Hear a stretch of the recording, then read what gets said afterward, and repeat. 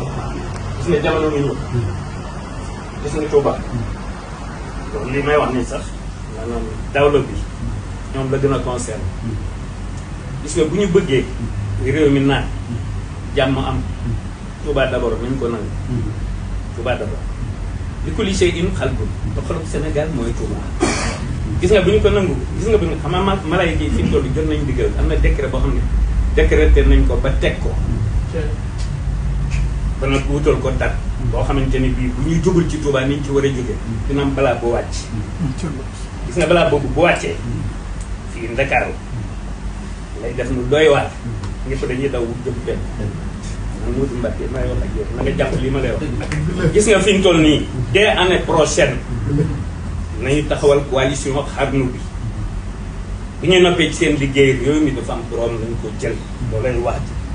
def li ñu war a def gis nga fi ñu toll nii yox jeeg bi daal foofu laay continuer